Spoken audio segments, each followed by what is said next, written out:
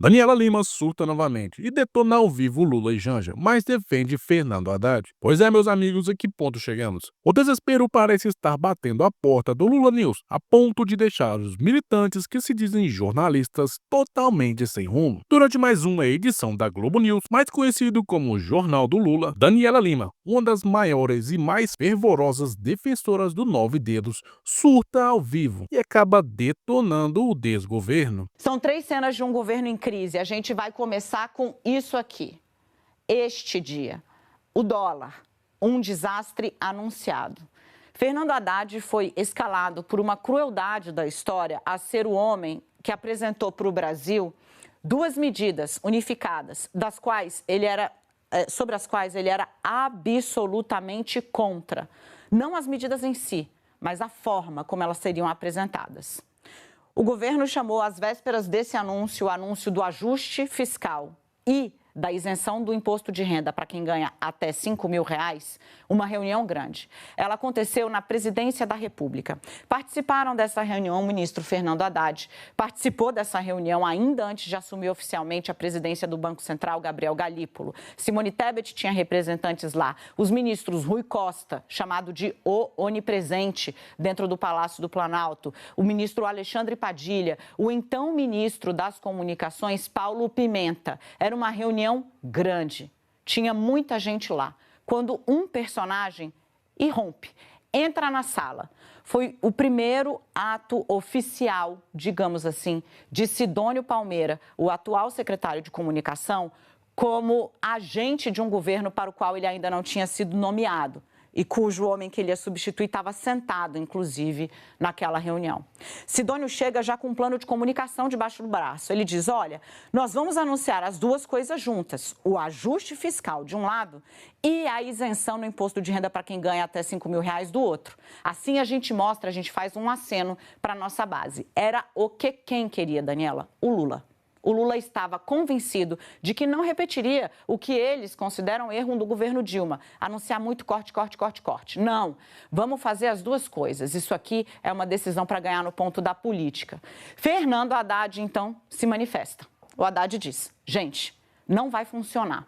Segundo relatos de quem participou dessa reunião, e foram muitas pessoas com as quais eu conversei, o Haddad disse, olha, fazer o anúncio conjunto de um ajuste e, do outro lado, de algo que, na prática, é renúncia de receita, não vai cumprir o efeito nem no mercado financeiro e nem para as pessoas, porque elas não vão gravar as duas coisas. Em termos de comunicação, é ruim, passa um sinal trocado.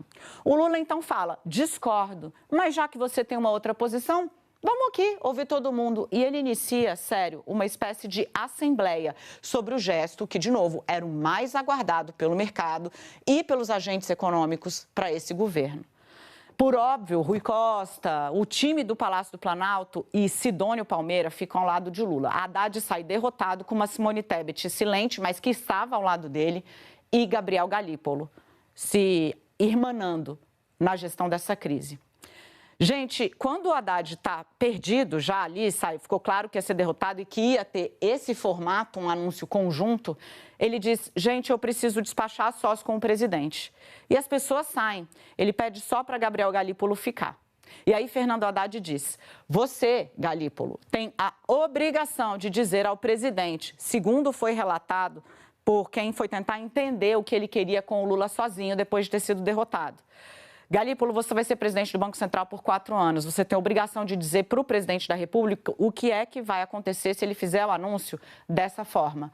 E o Galípolo disse, presidente, o dólar vai estourar a barreira dos R$ 6.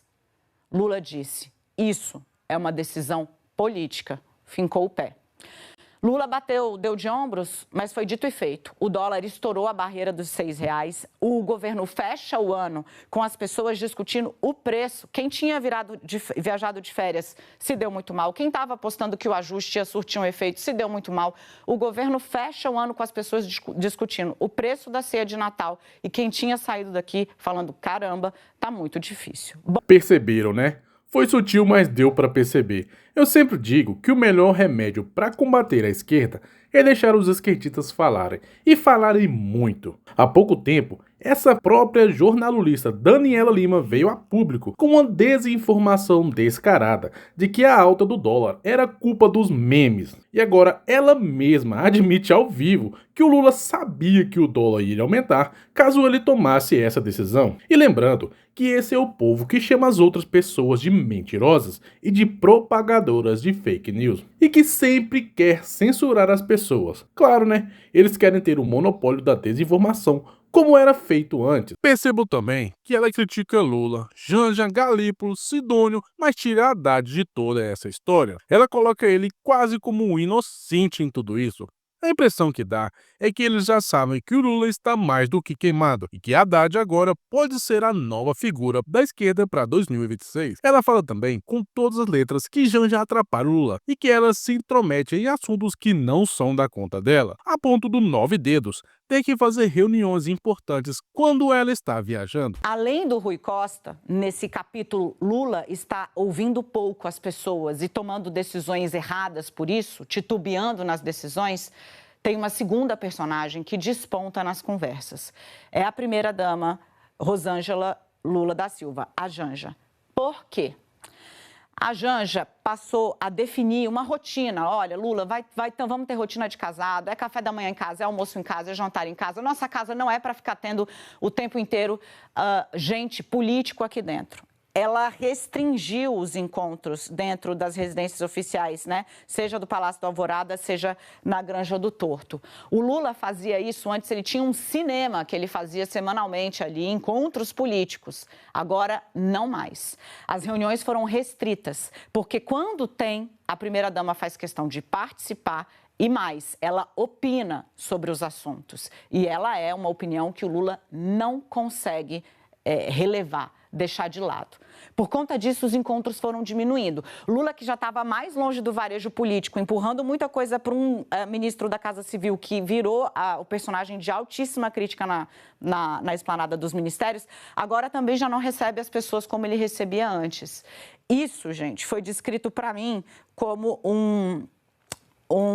uma cena, né, que eu achei bem interessante. Um aliado disse o seguinte: esse é um problema quase que insolúvel, porque ao mesmo tempo que ela é uma fonte de vitalidade para ele, ela também tem esse perfil que ele não sinaliza que vai controlar. Para vocês terem uma ideia, e aí eu já peço para o Joel ir entrando, o que o Lula está fazendo? Ele aproveita as viagens da primeira-dama para fazer as reuniões políticas que ele tem que fazer quando ela está fora. É isso que está acontecendo. O presidente da República aproveita viagens para poder fazer reuniões de trabalho, que é num ambiente mais ameno do que o de embate de Congresso, por exemplo, quando a primeira-dama está fora. Agora eu estou entendendo por que ela viaja tanto e sozinha, gastando o nosso dinheiro à torta e à direita. Essa matéria vem logo após o Lula ter a pior aprovação de todos os seus mandatos. Lula simplesmente não consegue contornar as crises do seu governo. Ele está totalmente descolado da realidade e parece que eles já estão descartando 9 dedos. E agora, de forma sutil, ou nem tanto, eles começam a introduzir a Haddad como possível figura da esquerda para 2026. Eu não sei se essa é a real intenção dela e dos militantes que se dizem jornalistas, mas fica essa forte impressão. Fato é que esses militantes nunca dão um ponto sem nó.